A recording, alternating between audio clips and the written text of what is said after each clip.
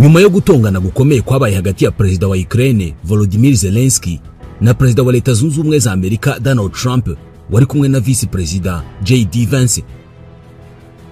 Umunyamabanga wa Leta Zunze Ubumwe za Amerika ushinzwe ububanyi n'amahanga bwana Marco Rubio yavuze ko perezida wa Ukraine Volodymyr Zelensky agomba gusaba imbabazi kubera ko yangije ibiganiro byari byateganyijwe hagati ye na perezida Donald Trump. Marco Rubio yabwiye CNN ko imyitwarire ya perezida Zelensky irimo intonganya, kudashima no kudashaka amasezerano y'amahoro, ngo yangije umwanya w'abantu bose, binashyira mu rujijo isi kubirebana n'icyerekezo ashaka kujyanamo intambara bahanganyemo n'Uburusiya. Hagati aho Uburayi bwo bwamaze kwiyemeza gukomeza gufasha Ukraine mu gihe ubufasha bwa Leta Zunze Ubumwe za Amerika kuri Ukraine busa n'ubutarafata icyerekezo. Kuri iki cyumweru abayobozi 18 b'Uburayi barimo n'uwa Ukraine barateranye bashaka uburyo Ukraine yakomeza kubona ubufasha. Hagati aho ariko Perezida Zelensky we yavuze ko yiteguye gusinyana na Leta Zunze Ubumwe za Amerika amasezerano ku mabuye y'agaciro. Aya ni amasezerano bari bagiye gusinya ejo bundi, igikorwa kikaburizwamo no gutongana. Na amasezerano agamije guha Leta Zunze Ubumwe za Amerika amabuye y'agaciro ya Ukraine, Amerika nayo igakomeza guha Ukraine ubufasha bwa gisirikare, ndetse bikaba bivuze ko Ukraine izaba irimo kwishyura zimwe mu nkunga Amerika yayihaye mu ntambara imaze imyaka irenga 3 irwanamo n'Uburusiya. Reka tuvuge kuri iyi ngingo.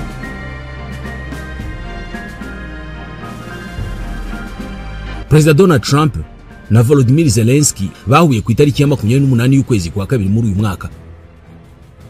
Muri ibyo biganiro byari biteganijwe ko hasinywa amasezerano yo guha Amerika uburenganzira bwo gucukura umutungo kamere wa Ukraine nk'inzira yo kwishyura inkunga ya gisirikare Amerika yahaye iki gihugu. Marco Rubio yagize ati Zelensky agomba gusaba imbabazi kubera kudutakariza igihe mu nama yabaye nuko yarangiye kubera ko yarayangije cyane. Bwana Rubio yavuze ko Perezida Zelensky atagomba kugera mu biganiro agiye guhangana kwita Putin umuntu mubi no gusaba ko Uburusiya bugomba kubaka ibyangijwe byose mu gihugu cye. Ibi ngo ntabwo byatumye ibiganiro by'amahoro bishoboka. Nyuma y'intonganya zaranze ibiganiro, Fox News yanditse ko Perezida Zelensky n'itsinda bari kumwe ngo basohowe muri White House binginga Amerika ngo reke basubukura ibiganiro. Ariko Donald Trump ngo yabasabye kugenda bakazagaruka Zelensky yiteguye kuganira mu buryo burimo amahoro. Umujyanama mu by'umutekano w'igihugu muri Leta Zunze Ubumwe za Amerika Mike Waltz yavuze ko Perezida wa Ukraine Volodymyr Zelensky hamwe n'abagize itsinda ryari rimuherekeje mu biganiro byamuhuje na Donald Trump ngo bumijwe n'uburyo birukanywe muri White House ntacyo bagezeho. Mu biganiro byahuje Perezida Donald Trump na mugenzi we Volodymyr Zelensky yari yakiriye mu biro bye ku itariki ya 28 y'ukwezi kwa kabiri, byari byitezwe ko bagomba gushyira umukono ku masezerano yo kubyaza umusaruro amabuye y'agaciro yo muri Ukraine. Icyakora ntabwo ibi biganiro byagenze nk'uko byari biteganyijwe kubera ko Donald Trump na Zelensky bakozanyijeho karahava kugeza ubwo batangiye gutongana, ndetse binarangira Zelensky nabo bari kumwe birukanywe muri White House batageze ku cyari cyabajyanye. Umujyanama mu by'umutekano w'igihugu muri Leta Zunze Ubumwe za Amerika Mike Waltz uri mu bagiye kubwira Zelensky n'itsinda rye ko batagikenewe muri White House yatangaje uko byagenze. Ibi yabigarutseho mu kiganiro yahaye ikinyamakuru Breitbart News ku itariki ya mbere y'ukwezi kwa gatatu. Yaragize ati barumiwe, ati ntabwo nzi uko batekerezaga ko ibiganiro byakomeza nyuma y'ibintu nka biriya byabaye isi yose bireba.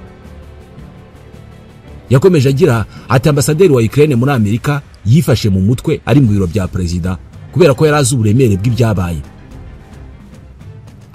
Yavuze ko ubwo yajyaga kubwira Zelensky n'ikipe ye yamuherekeje ko ayo masezerano atagishyizweho umukono, ngo yabagaragarije ko kwihangana kwa Amerika kwarangiye mu rwego rwo kubumvisha ko batagikenewe. Mike Waltz kandi yananenze bikomeye imyitwarire yaranze Zelensky, aragira ati ni gute uza gutuka umuntu mu gihe urimo kumwingingira ko aguha amafaranga n'ubufasha.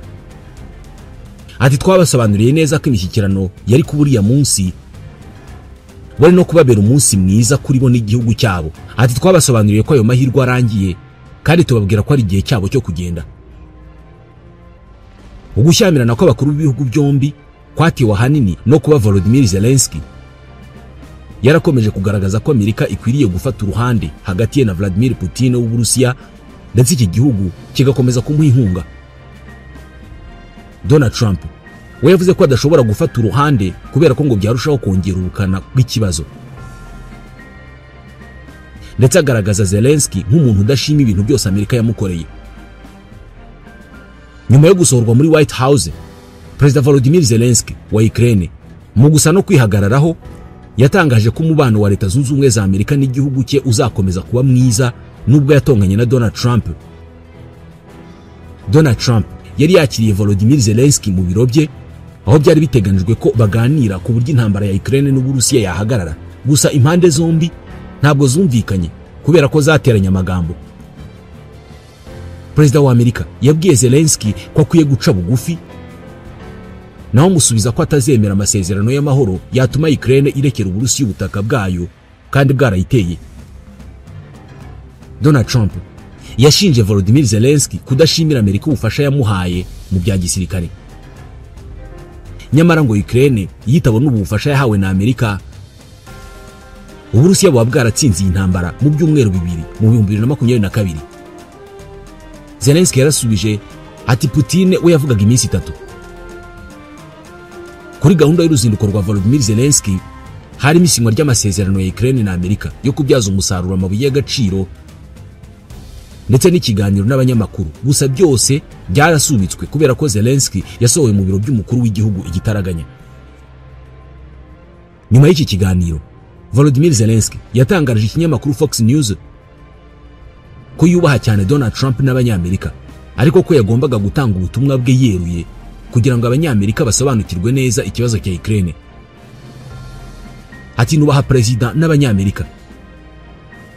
Ati ntekereza ko dukwiye kwerura tukabinyangamugayo cyane.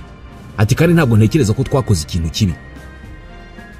Ati ndashaka kubinyangamugayo kandi ndashaka ko abafatanyabikorwa bumva neza ikibazo. Bwana Zelensky yavuze ko ikiganiro kirimo kwerura n'ubunyangamugayo nk'icyo ngicyo yagiranye na Donald Trump ngo kitagamije gukuraho umubano mwiza uri hagati ya Ukraine na Leta Zunze Ubumwe za Amerika. Agaragaza ko nubwo bitagenze neza ariko ngo yizera ko ibihugu bizakomeza kuba inshuti. Nyuma y'uko gutongana, Donald Trump yavuze ko Zelensky ngo adashaka amahoro, bityo ko azasubira mu biro bye mu gihe azaba yemera ibyo asabwa kugira ngo intambara yo muri Ukraine ihagarare. Kandi Perezida wa Ukraine Volodymyr Zelensky yamaganye abashaka ko ava ku butegetsi bitwaje ko manda ye yarangiye, bakavuga ko hakwiye kuba amatora abaturage bagatora undi. Ibi nabyo yabivuze ubwo yaramaze guhura na Perezida Donald Trump. Yabivuze mu gihe umusenateri muri Amerika witwa Lindsey Graham yaravuze ko Zelensky yarenze umurongo wagomba kwegura hakajyaho umuntu Amerika yakumvikanaho. Mu nama ya Trump na Zelensky, Trump nawe yabwiye Zelensky ko atari mu mwanya mwiza wo kuyobora no gufata ibyemezo, cyane cyane ku kibazo cy'intambara igihugu cye gihanganyemo n'Uburusiya. Ndetse Trump yanamushinje kuba indashima ku bijyanye n'inkunga Amerika yatanze mu gutabara Ukraine. Ni ibiganiro byabayemo gushyamirana gukomeye cyane, aho Trump na Vice President wa Amerika J.D. Vance bumvishaga Zelensky ko agomba gucisha make akayoboka inzira y'ibiganiro nubwo izo nama atashaka kuzumva. Bateranye amagambo kugera ubwo Zelensky atangira no gucibwa urubanza kubera uburyo yambara. Kuva intambara ya Ukraine n'Uburusiya yatangira mu 2022, Volodymyr Zelensky yaretse ibyo kwambara ikote na cravate nk'abandi bategetsi bose. Atangira kwambara imipira yiganjemo y'icyatsi cya gisirikare ndetse n'ipantaro y'icyatsi ifite imifuka ku ruhande. Iyi myambaro yatangiye kuyambara kuva intambara yatangira nk'uburyo bwo kugaragaza ko ari umuntu uri ku rugamba, uri mu ntambara. Ibi nabyo yabishinjwe ubwo yari mu biro bya Perezida Donald Trump. Baramubwiye baturabizi neza kuri mu biro bya mbere bikomeye muri iki gihugu kubera icyo utambaye ikoti, nta koti ugira.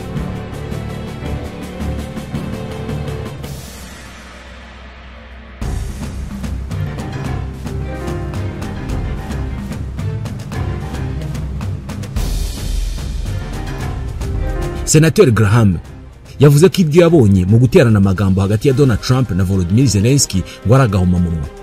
Ati ni ukutubaha. Ntabwo nzi niba dushobora kugira izindi gahunda tugirana na Zelensky ukundi. Agomba kwegura cyangwa kohereza undi muntu twaganira. Volodymyr Zelensky we mu kubasubiza yabwiye Fox News ko gusabwa kwegura byakorwa n'abaturage be gusa, nta wundi ufite ubwo burenganzira. Ati ntabwo nzi niba ari buze kwishimira aya magambo, ariko umwanzuro wafatwa n'abaturage ba Ukraine gusa. Niba abanyamerika ari bo batora perezida wa Amerika na perezida wa Ukraine agomba gutorwa n'abaturage ba Amerika. Manda ya Volodymyr Zelensky yarangiye mu kwezi kwa gatanu mu mwaka wa 2024, ariko kubera ibibazo by'intambara nta yandi matora arakorwa yo gushyiraho perezida mushya. Mu minsi ishize Donald Trump yise Volodymyr Zelensky umunyagitugu uyobora ataratowe, ndetse ko ubungubu badakunzwe n'umubare munini w'abanya-Ukraine. Gusa Donald Trump yaje kwisubiraho kuri aya magambo ubwo BBC yamubazaga niba gishimangira koko Volodymyr Zelensky niba ari umunyagitugu. Ati namwise umunyagitugu se? Ati ntabwo ntekereza ko ayo magambo nayavuze.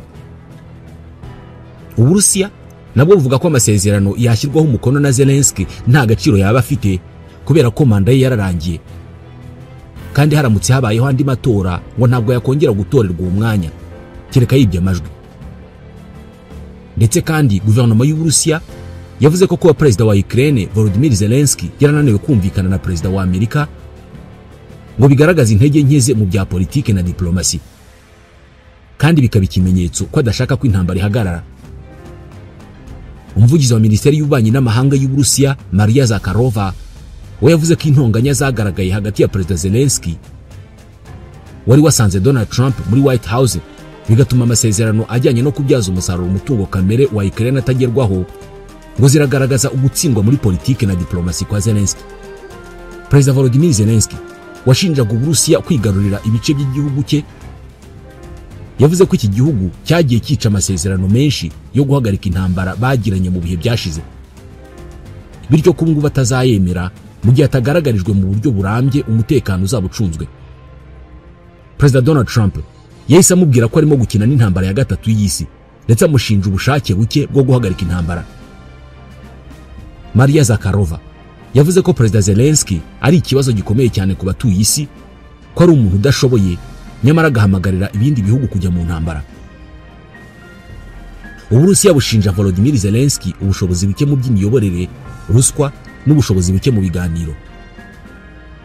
Zakharova kandi yahamije ko imyitwarire ya Volodymyr Zelensky muri White House bigaragaza intege nke z'abayobozi b'ibihugu by'Uburayi bakomeza kumushyigikira no mu mafuti ye. Russia Today yanditse ko kuba amasezerano yari yitezwe hagati ya Amerika na Ukraine ajyanye no gucukura umutungo kamere ataragezweho ngo bitume inkunga Amerika yahaga iki gihugu zishobora kutazakomeza. Perezida Trump yagaragarije Zelensky ko mu gihe adafite ubufasha bwa Amerika badashobora kugira icyo baramura muri iyi ntambara imaze imyaka 3 bahanganyemo n'Uburusiya. Gusa nubwo Donald Trump akivuga ibyo ngibyo, ibihugu byo mu Burayi byo biracyakomeje kugaragaza gushyigikira perezida Zelensky, ndetse ibihugu bimwe byo mu Burayi byumva ko muri Ukraine hagomba koherezwa ingabo zakumira Uburusiya mu gisa n'ihangana rishyashya mu gihe Amerika yaba itagiye ubufasha Ukraine. Kuri iyi ngingo Minisitiri w'Intebe w'Ubwongereza Keir Starmer yashimangiye ko agitekereza kohereza ingabo z'icyo gihugu muri Ukraine kugira ngo zibungabunga amahoro nyuma y'intambara iki gihugu cyashojweho n'Uburusiya.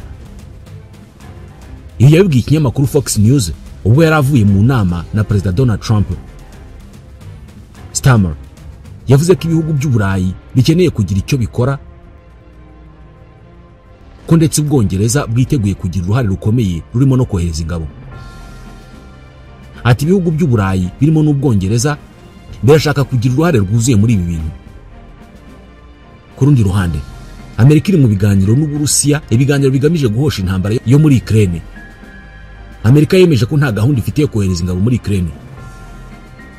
Donald Trump kandi yavuze ko nta gahunda afite yo kohereza ubufasha ingabo z'Ubwongereza mu gihe zajya muri Ukraine, kabone nubwo zaba zisumbirijwe n'iz'Uburusiya kubera ko Ubwongereza burihagije. Uburusiya bwihanangirije ibihugu by'Uburayi bishaka kohereza ingabo muri Ukraine, buvuga ko igihugu kizoherezayo ingabo kitabiherewe uburenganzira n'umuryango w'abibumbye ngo kizafatwa nk'igiteye Uburusiya.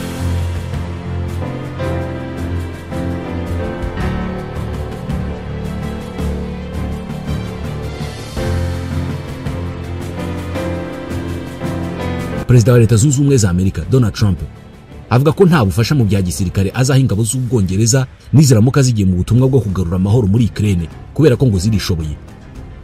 Ibi yabivuze ubwo yaramaze guhura na Minisitiri w'Intebe w'Ubwongereza no mu biganiro bigaruka ku masezerano yo kugarura amahoro muri Ukraine. Starmer yavuze ko Ubwongereza bwiteguye kohereza ingabo zabwo muri Ukraine mu butumwa bw'amahoro igihe amasezerano yo guhagarika intambara hagati ya Ukraine n'Uburusiya yaba yemejwe. Ati ndimo ndakorana bya hafi n'abandi bayobozi bo mu bihugu by'Uburayi kuri ibi, kandi ndabizi neza ko Ubwongereza bwiteguye kujya ku butaka no mu kirere cya Ukraine mu rwego rwo gushyigikira amasezerano dukoranye n'abafatanyabikorwa bacu, kubera ko ngo nibwo buryo bwonyine buzagarura amahoro. Perezida w'Ubufaransa Emmanuel Macron nawe yaramaze igihe gito aganiriye na Perezida Donald Trump ku buryo bw'umutekano urambye muri Ukraine. Nubwo Donald Trump yavuze ko azahagarika intambara ya Ukraine n'Uburusiya, birasa naho ahubwo iyi ntambara irimo kugenda ihindura isura, kubera ko irimo irabyara kutumvikana hagati ya Amerika n'Uburayi. Abanyaburayi baragaragaza ko biteguye gukomeza iyi ntambara mu yindi shusho nshya y'ihangana ryabo n'Uburusiya, ndetse kandi biranasa naho amafaranga bakiyafite kubera ko imitungo y'Uburusiya ifite agaciro karenga miliyari 300 z'amadolari ya Leta Zunze Ubumwe za Amerika yamaze gufatirwa.